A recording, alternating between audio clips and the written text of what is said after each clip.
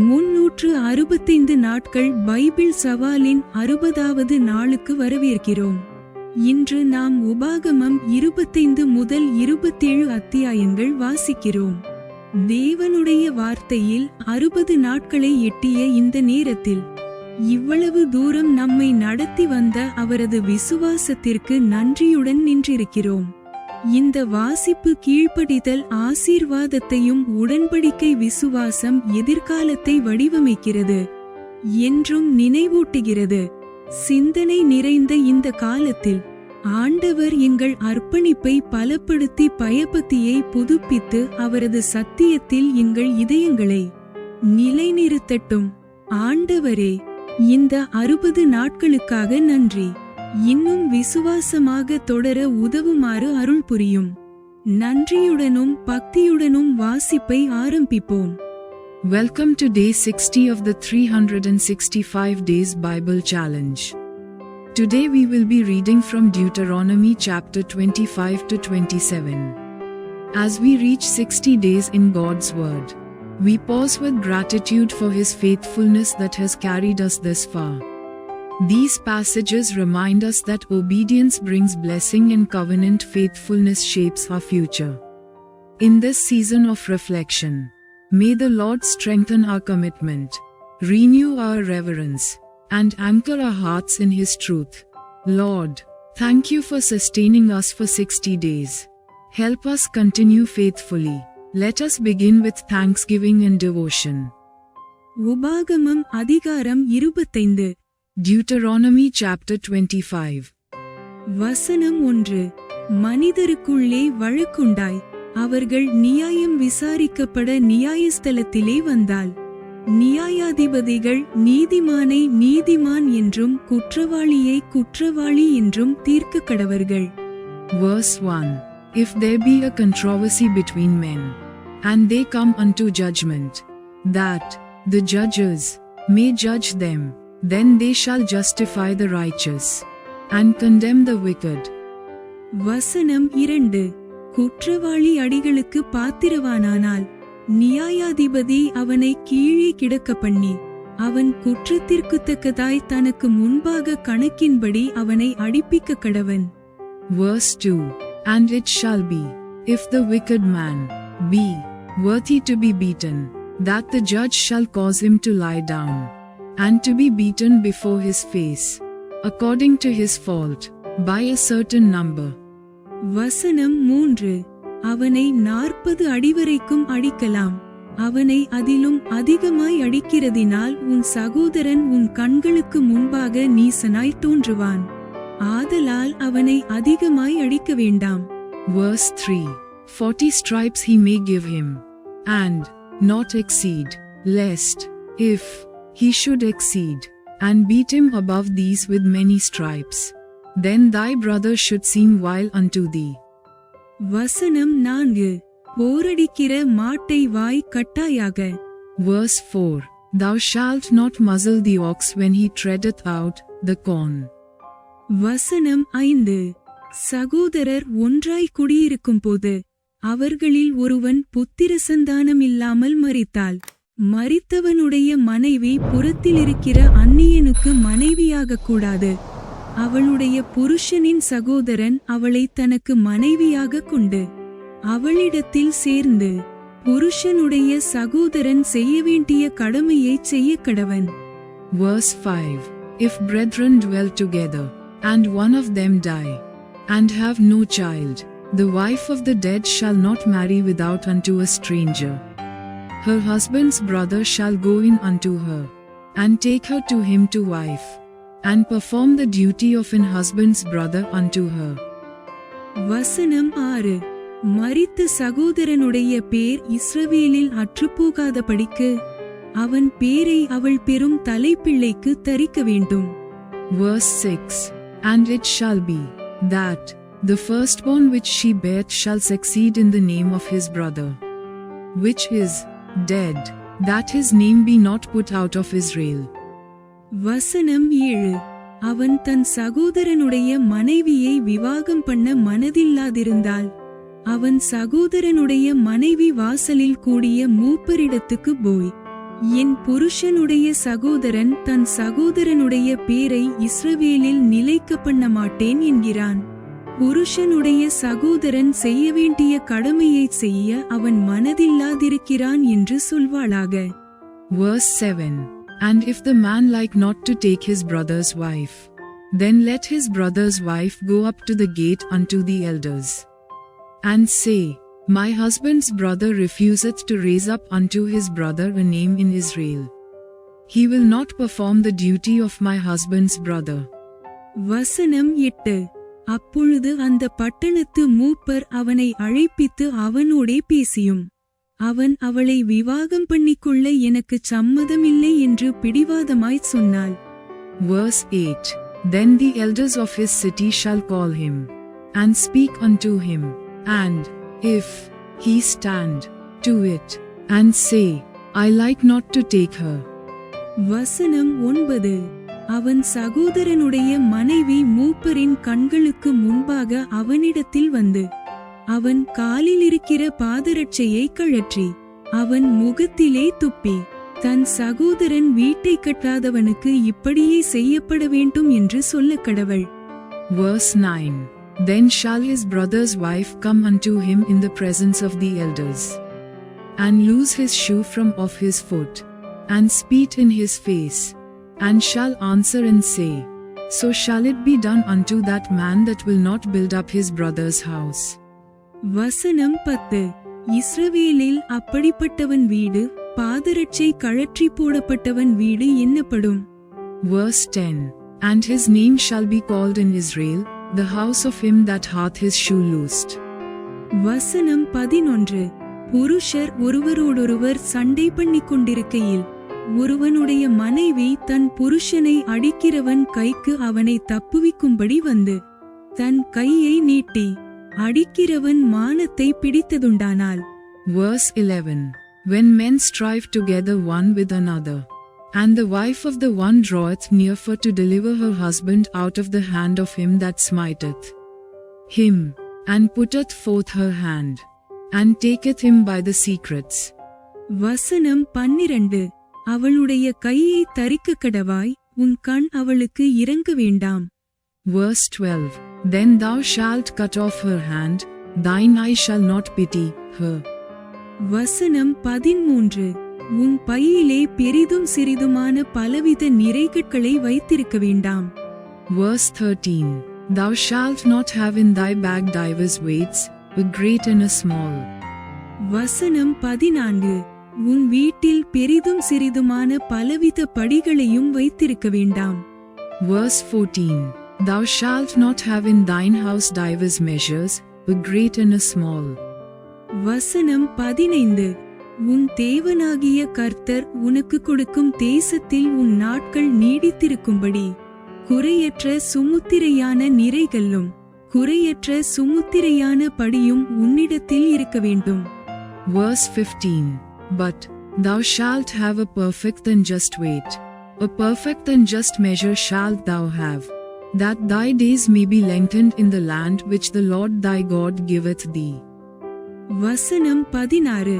இவை முதலான அநியாயத்தைச் செய்கிறவன் இவனும் உன் தேவனாகிய கர்த்தருக்கு அருவருப்பானவன். Verse 16. For all that do such things, and all that do unrighteously, are an abomination unto the Lord thy God. வசனம் 17. எகிப்திலிருந்து புறப்பட்டு வருகிற வழியிலே அமலேக்கு தேவனுக்கு பயப்படாமல் உனக்கு எதிராக வந்து. Verse 17. Remember what Amalek did unto thee by the way, when ye were come forth out of Egypt. வசனம் 18. நீ இளைத்து விடாய்த்திருக்கையில் பின்வருகிற உன் பாளையத்திலுள்ள பலவீனரையெல்லாம் வெட்டினான் என்பதை நினைத்திரு. Verse 18. How he met thee by the way, and smote the hindmost of thee, even all that were feeble behind thee, when thou wast faint and weary, and he feared not God. வசனம் 19. உன் தேவனாகிய கர்த்தர் நீ சுதந்தரித்துக் கொள்ள உனக்கு கொடுக்கும் தேசத்தின் சுற்றுப்புறத்தாராகிய உன்னுடைய சத்துருக்களை எல்லாம் உன் தேவனாகிய கர்த்தர் விலக்கி உன்னை இளைப்பாற பண்ணும்போது நீ அமலேக்கின் பேரை வானத்தின் கீழ் ராதபடிக்கு அழிய பண்ண கடவாய். இதை மறக்க வேண்டாம். Verse 19. Therefore it shall be, when the Lord thy God hath given thee rest from all thine enemies round about, in the land which the Lord thy God giveth thee, for an inheritance to possess it, that thou shalt blot out the remembrance of Amalek from under heaven. Thou shalt not forget it. உபாகமம் அதிகாரம் 26. Deuteronomy chapter 26. வசனம் 1. உன் தேவனாகிய கர்த்தர் உனக்கு சுதந்திரமாக கொடுக்கும் தேசத்தில் நீ போய்ச் சேர்ந்து அதை கட்டிக்கொண்டு அதில் வாசம் பண்ணும்போது. Verse 1. And it shall be, when thou art come in unto the land which the Lord thy God giveth thee, for an inheritance, and possessest it, and dwellest therein. வசனம் 2. உன் தேவனாகிய கர்த்தர் உனக்கு கொடுக்கும் உன் தேசத்தில் நீ பயிரிடும் நிலத்தின் கனிகளிலெல்லாம் முந்தின பலனை எடுத்து ஒரு கூடையிலே வைத்து உன் தேவனாகிய கர்த்தர் தமது நாமம் விளங்கும்படி தெரிந்து கொண்டிருக்கும் ஸ்தானத்திற்கு போய். Verse 2. That thou shalt take of the first of all the fruit of the earth, which thou shalt bring of thy land that the Lord thy God giveth thee, and shalt put it in a basket, and shalt go unto the place which the Lord thy God shall choose to place his name there. வசனம் 3. அந்நாட்களில் இருக்கும் ஆசாரியனிடத்தில் சென்று அவனை நோக்கி, கர்த்தர் எங்களுக்கு கொடுக்க நம்முடைய பிதாக்களுக்கு ஆணையிட்ட தேசத்தில் வந்து சேர்ந்தேன் என்று இன்று உம்முடைய தேவனாகிய கர்த்தருடைய சந்நிதியில் அறிக்கையிடுகிறேன் என்பாயாக. Verse 3. And thou shalt go unto the priest that shall be in those days, and say unto him, I profess this day unto the Lord thy God, that I am come unto the country which the Lord swore unto our fathers for to give us. வசனம் 4. அப்பொழுது ஆசாரியன் அந்த கூடையை உன் கையிலிருந்து வாங்கி அதை உன் தேவனாகிய கர்த்தரின் பலிபீடத்திற்கு முன்பாக வைக்க கடவன். Verse 4. And the priest shall take the basket out of thine hand, and set it down before the altar of the Lord thy God. வசனம் 5. அப்பொழுது நீ உன் தேவனாகிய கர்த்தருடைய சந்நிதியில் நின்று வசனித்துச் சொல்ல வேண்டியது என்னவென்றால், என் தகப்பன் அழிவுக்கு நேரான சீரியா தேசத்தானாயிருந்தான். அவன் கொஞ்சம் ஜனங்களோடே எகிப்துக்கு போய் அவ்விடத்தில் பரதேசியாய்ச் சஞ்சரித்து அங்கே பெரிய பலத்த திரட்சியான ஜாதியானான். Verse 5. And thou shalt speak and say before the Lord thy God, a Syrian ready to perish was my father, and he went down into Egypt, and sojourned there with a few, and became there a nation, great, mighty, and populous. வசனம் 6. எகிப்தியர் எங்களை ஒடுக்கி எங்களை சிறுமைப்படுத்தி எங்கள் மேல் கடினமான வேலையை சுமத்தினபோது. Verse 6. And the Egyptians evil entreated us, and afflicted us, and laid upon us hard bondage. வசனம் 7. எங்கள் பிதாக்களின் தேவனாகிய கர்த்தரை நோக்கி கூப்பிட்டோம். கர்த்தர் எங்கள் சத்தத்தை கேட்டு எங்கள் சிறுமையையும் எங்கள் வருத்தத்தையும் எங்கள் ஒடுக்கத்தையும் பார்த்து. Verse 7. And when we cried unto the Lord God of our fathers, the Lord heard our voice, and looked on our affliction, and our labor, and our oppression. வசனம் 8. எங்களை பலத்த கையினாலும் ஓங்கிய புயத்தினாலும் மகா பயங்கரங்களினாலும் அடையாளங்களினாலும் அற்புதங்களினாலும் எகிப்திலிருந்து புறப்பட பண்ணி. Verse 8. And the Lord brought us forth out of Egypt with a mighty hand, and with an outstretched arm, and with great terribleness, and with signs, and with wonders. வசனம் 9. எங்களை இவ்விடத்துக்கு அழைத்து வந்து பாலும் தேனும் ஓடுகிற தேசமாகிய இந்த தேசத்தை எங்களுக்கு கொடுத்தார். Verse 9. And he hath brought us into this place, and hath given us this land, even a land that floweth with milk and honey. வசனம் 10. இப்பொழுதும் இதோ கர்த்தாவே, தேவரீர் எனக்கு கொடுத்த நிலத்தினுடைய கனிகளின் முதற்பலனை கொண்டு வந்தேன் என்று சொல்லி அதை உன் தேவனாகிய கர்த்தருடைய சந்நிதியில் வைத்து உன் தேவனாகிய கர்த்தருடைய சந்நிதியில் பணிந்து. Verse 10. And now, behold, I have brought the first fruits of the land, which thou, O Lord, hast given me, and thou shalt set it before the Lord thy God, and worship before the Lord thy God. வசனம் 11. நீயும் லேவியனும் உன்னிடத்தில் இருக்கிற பரதேசியும் உன் தேவனாகிய கர்த்தர் உனக்கும் உன் வீட்டாருக்கும் அனுக்கிரகம் பண்ணின சகல நன்மைகளினிமித்தமும் சந்தோஷப்படுவீர்களாக. Verse 11. And thou shalt rejoice in every good thing which the Lord thy God hath given unto thee, and unto thine house, thou, and the Levite, and the stranger that is among you. வசனம் 12.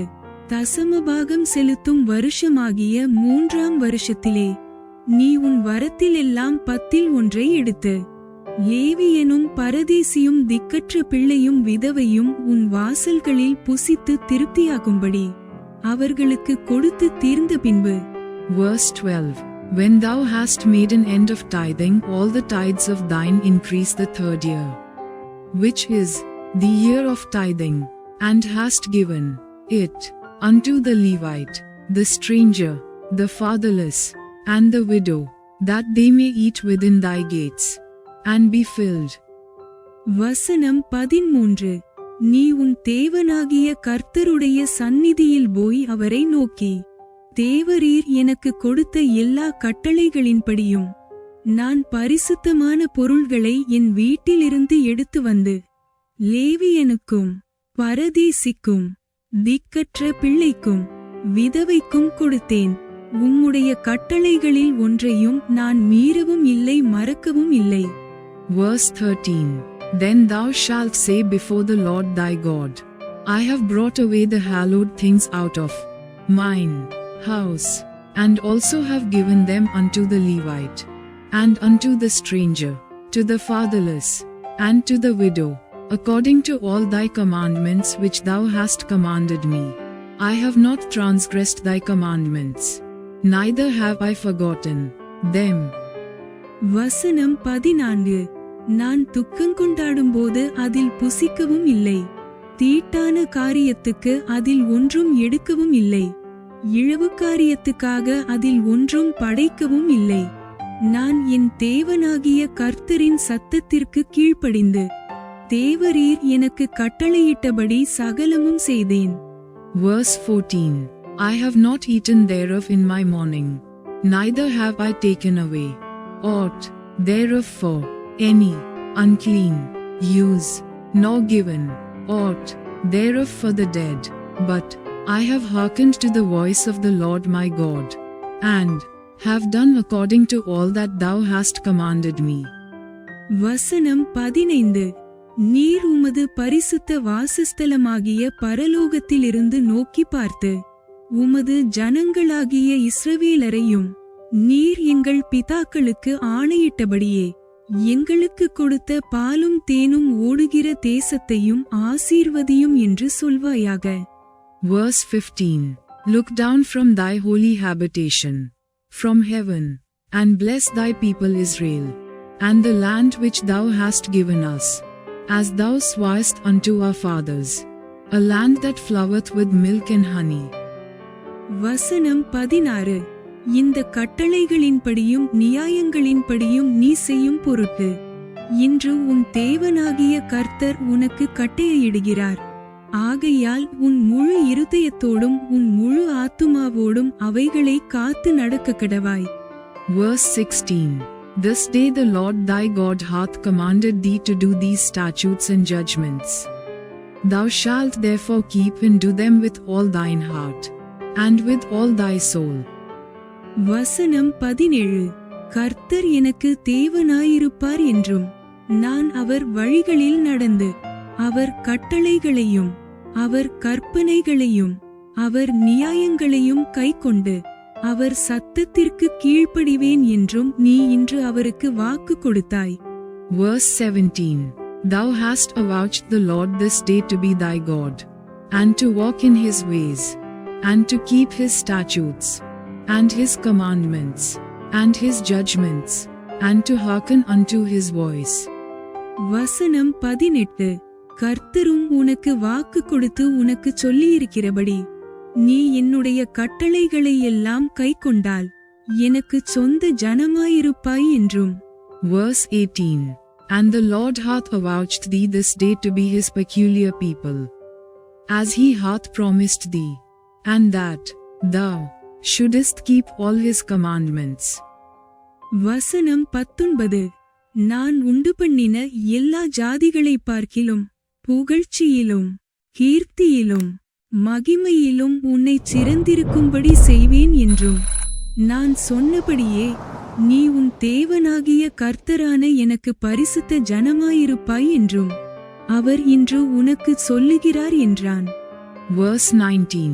And to make thee high above all nations which he hath made, in praise, and in name, and in honor, and that thou mayest be an holy people unto the Lord thy God, as he hath spoken.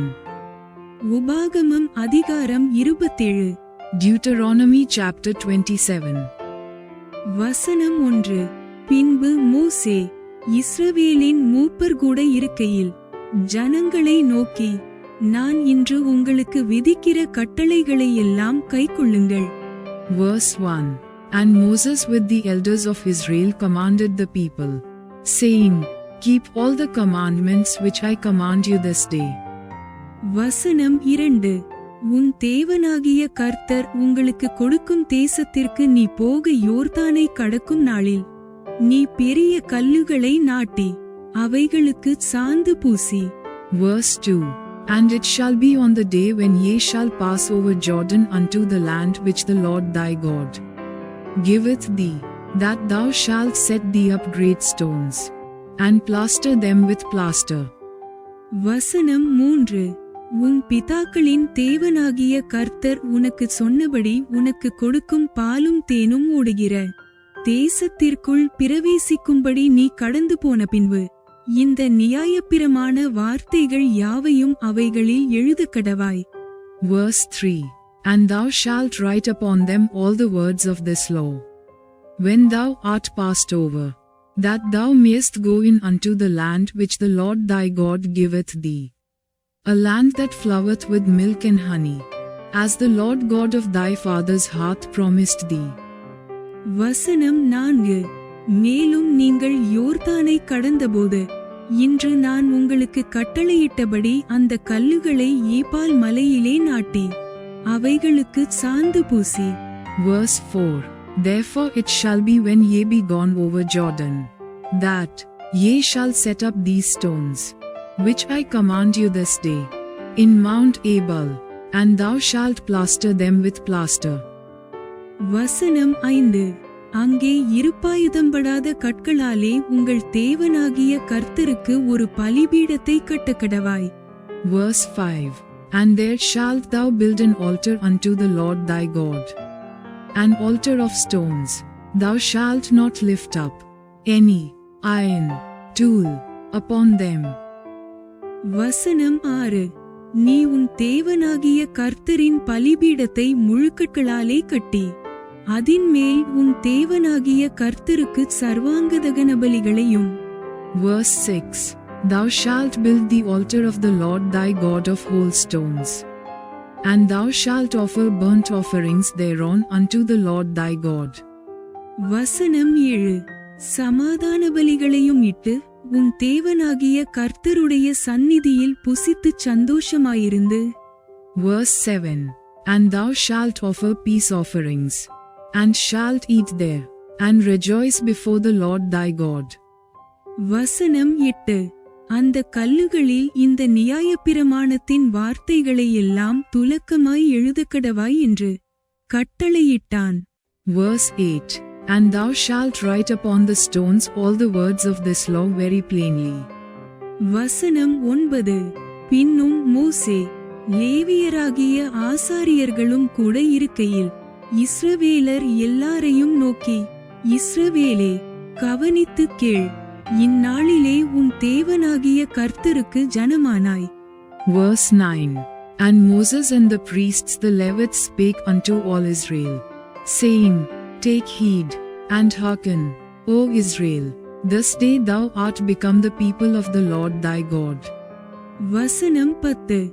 ஆகையால் நீ உன் தேவனாகிய கர்த்தருடைய சத்தத்திற்கு கீழ்ப்படிந்து, இன்று நான் உனக்கு விதிக்கிற அவருடைய கற்பனைகளின்படியும் அவருடைய கட்டளைகளின்படியும் செய்வாயாக என்று சொன்னான். Verse 10. Thou shalt therefore obey the voice of the Lord thy God, and do his commandments and his statutes, which I command thee this day. வசனம் 11. மேலும் அந்நாளிலே மோசே ஜனங்களை நோக்கி. Verse 11. And Moses charged the people the same day, saying. வசனம் 12. நீங்கள் யோர்தானை கடந்த பின்பு ஜனங்கள் ஆசீர்வதிக்கப்படும்படி கெரிசீம் மலையில் சிமியோன், லேவி, யூதா, இசக்கார், யோசேப்பு, பென்யமீன் என்னும் கோத்திரங்கள் நிற்க வேண்டும். Verse 12. These shall stand upon Mount Gerizim to bless the people, when ye are come over Jordan, Simeon, and Levi, and Judah, and Issachar, and Joseph, and Benjamin. வசனம் 13. சாபங்கூறப்படும் பொருட்டு ஏபால் மலையில் ரூபன், காத், ஆசேர், செப்புலோன், தான், நப்தலி என்னும் கோத்திரங்கள் நிற்க வேண்டும். Verse 13. And these shall stand upon Mount Ebal to curse, Reuben, Gad, and Asher, and Zebulun, Dan, and Naphtali. வசனம் 14. அப்பொழுது லேவியர் உரத்த சத்தமிட்டு இஸ்ரவேல் மனிதர் எல்லாரையும் பார்த்து. Verse 14. And the Levites shall speak, and say unto all the men of Israel with a loud voice. வசனம் 15. கர்த்தருக்கு அருவருப்பான காரியமாகிய தொழிலாளிகளுடைய கைவேலையால் செய்யப்பட்டதும் வார்ப்பிக்கப்பட்டதுமான யாதொரு விக்கிரகத்தை உண்டு பண்ணி ஒளிப்பிடத்திலே வைக்கிறவன் சபிக்கப்பட்டவன் என்பார்களாக. அதற்கு ஜனங்கள் எல்லாரும் பிரதியுத்தரமாக ஆமென் என்று சொல்லக் கடவர்கள். Verse 15. Cursed be the man that maketh any graven or molten image, an abomination unto the Lord, the work of the hands of the craftsman, and putteth it in a secret place. And all the people shall answer and say, Amen. வசனம் 16. தன் தகப்பனையும் தன் தாயையும் தூஷிக்கிறவன் சபிக்கப்பட்டவன் என்பார்களாக. ஜனங்கள் எல்லாரும் ஆமென் என்று சொல்லக் கடவர்கள். Verse 16. Cursed be he that setteth light by his father or his mother. And all the people shall say, Amen. வசனம் 17. பிறனுடைய எல்லைக்குறியை ஒற்றி போடுகிறவன் சபிக்கப்பட்டவன் என்பார்களாக. ஜனங்கள் எல்லாரும் ஆமென் என்று சொல்லக் கடவர்கள். Verse 17. Cursed be he that removeth his neighbor's landmark. And all the people shall say, Amen. வசனம் 18. குருடனை வழிதப்பச் செய்கிறவன் சபிக்கப்பட்டவன் என்பார்களாக. ஜனங்கள் எல்லாரும் ஆமென் என்று சொல்லக் கடவர்கள். Verse 18. Cursed be he that maketh the blind to wander out of the way. And all the people shall say, Amen. வசனம் 19. பரதேசி திக்கற்றவன் விதவை ஆகிய இவர்களுடைய நியாயத்தை புரட்டுகிறவன் சபிக்கப்பட்டவன் என்பார்களாக. ஜனங்கள் எல்லாரும் ஆமென் என்று சொல்லக் கடவர்கள். Verse 19. Cursed be he that perverteth the judgment of the stranger, fatherless, and widow. And all the people shall say, Amen. வசனம் 20. தன் தகப்பன் மனைவியோடே சயனிக்கிறவன் தன் தகப்பனுடைய மானத்தை திறந்தபடியினாலே சபிக்கப்பட்டவன் என்பார்களாக. ஜனங்கள் எல்லாரும் ஆமென் என்று சொல்லக் கடவர்கள். Verse 20. Cursed B. He that leeth with his father's wife, because he uncovereth his father's skirt. And all the people shall say, Amen. வசனம் 21. யாதொரு மிருகத்தோடே புணர்ச்சி செய்கிறவன் சபிக்கப்பட்டவன் என்பார்களாக. ஜனங்கள் எல்லாரும் ஆமென் என்று சொல்லக்கடவர்கள். Verse 21. Cursed be he that leeth with any manner of beast, and all the people shall say, Amen. வசனம் 22. தன் தகப்பனுக்காவது தாய்க்காவது குமாரத்தியாகிய தன் சகோதரியோடே சயனிக்கிறவன் சபிக்கப்பட்டவன் என்பார்களாக. ஜனங்கள் எல்லாரும் ஆமென் என்று சொல்லக்கடவர்கள். Verse 22. Cursed be he that leeth with his sister, the daughter of his father, or the daughter of his mother. And all the people shall say, Amen. வசனம் 23. தன் மாமியோடே சயனிக்கிறவன் சபிக்கப்பட்டவன் என்பார்களாக. ஜனங்கள் எல்லாரும் ஆமென் என்று சொல்லக்கடவர்கள். Verse 23. Cursed be he that leeth with his mother-in-law. And all the people shall say, Amen. வசனம் 24. ஒளிப்பிடத்திலே பிறனை கொலை செய்கிறவன் சபிக்கப்பட்டவன் என்பார்களாக. ஜனங்கள் எல்லாரும் ஆமென் என்று சொல்லக்கடவர்கள். Verse 24. Cursed be he that smiteth his neighbor secretly. And all the people shall say, Amen. வசனம் 25. குற்றமில்லாதவனை கொலை செய்யும்படி பரிதானம் வாங்குகிறவன் சபிக்கப்பட்டவன் என்பார்களாக. ஜனங்கள் எல்லாரும் ஆமென் என்று சொல்லக்கடவர்கள். Verse 25. Cursed be he that taketh reward to slay an innocent person. And all the people shall say, Amen. வசனம் 26. இந்த நியாயப்பிரமாண வார்த்தைகளை எல்லாம் கைக்கொண்டு நடவாதவன் சபிக்கப்பட்டவன் என்பார்களாக. ஜனங்கள் எல்லாரும் ஆமென் என்று சொல்லக்கடவர்கள். Verse 26. Cursed be he that confirmeth not all the words of this law to do them. And all the people shall say, Amen. Bible சவாலின் 60வது நாள் இவ்வுடன் நிறைவடைகிறது. தேவவசனத்தில் 2 மாதங்கள் என்பது ஒரு எண் மட்டுமல்ல. இட் இஸ் விசுவாசம், ஒழுக்கம் மற்றும் ஆன்மீக வளர்ச்சியின் சாட்சி. இன்றைய வாசிப்பு கீழ்ப்படிதலின் முக்கியத்துவத்தையும் உடன்படிக்கை விசுவாசத்தின் மதிப்பையும் உங்கள் இதயத்தில் பதியட்டும். இந்த பயணத்தை தொடர்ந்து செல்லும் போது ஆண்டவர் உங்கள் நிலைத்தன்மையை ஆசீர்வதித்து விசுவாசத்தை ஆழப்படுத்தி வரும் ஒவ்வொரு படியையும் வழிநடத்தட்டும். இந்த 60 நாட்களுக்காக தேவனுக்கு நன்றி சொல்ல ஒரு நிமிடம் எடுத்துக்கொள்ளுங்கள். மேலும் இந்த பயணம் உங்களை எவ்வாறு பலப்படுத்தியது என்று கமெண்டில் பகிருங்கள். நாளை 61வது நாளில் மீண்டும் ஒன்றாக தொடர்வோம். தேவன் உங்களை மிகுந்து ஆசீர்வதிப்பாராக. Day 60 of our Bible challenge is now complete. 2 months in God's Word is not just a number. It is a testimony of discipline, grace, and spiritual growth.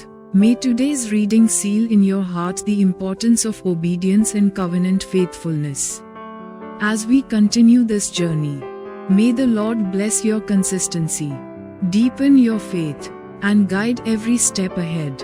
Take a moment to thank God for these 60 days and share in the comments how this journey has strengthened you. Let us continue together tomorrow for day 61. God bless you abundantly. Thanks for watching. Like, comment, and subscribe to Daily Bible Tamil in English. Word of God.